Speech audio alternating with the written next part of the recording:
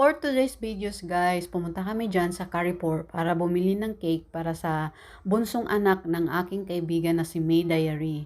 Habang nagpili-pili kami guys ng cake kung ano bang magandang cake ang regalo natin sa bunsong anak ng aking kaibigan na si Daniel.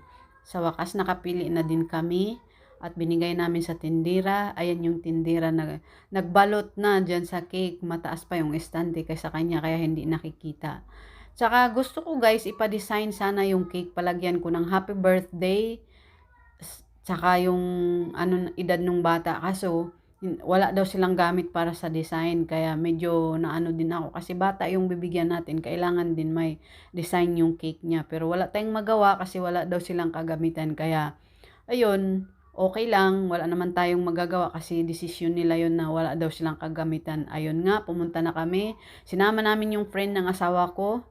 Pagkatapos pumunta na kami doon sa bahay ni May Diary, naabutan namin siyang nagluluto. Ang sasarap ng niluluto ni May Diary. Kaya pala magaling siyang magluto kasi chief cook pala siya dati sa Saudi.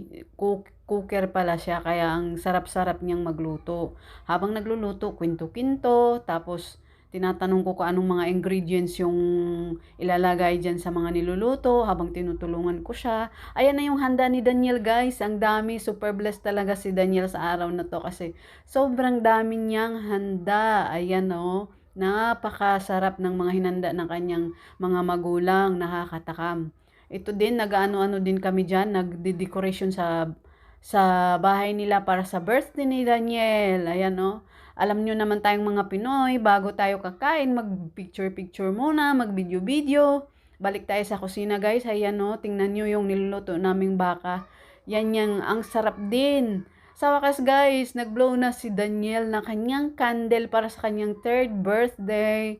Happy birthday, Daniel! Wish you all the best and be good boy always. Tita Jen, love you! Ayan o. Ayan guys, yung mga niluluto dyan. Ang dami, nakakatakam talaga. Ang dami-daming niluluto. Pedro, Pedro, Pedro, Pedro.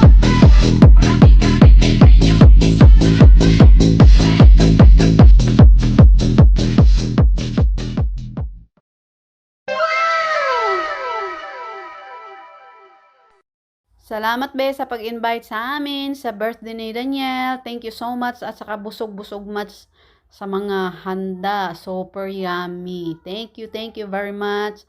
Have a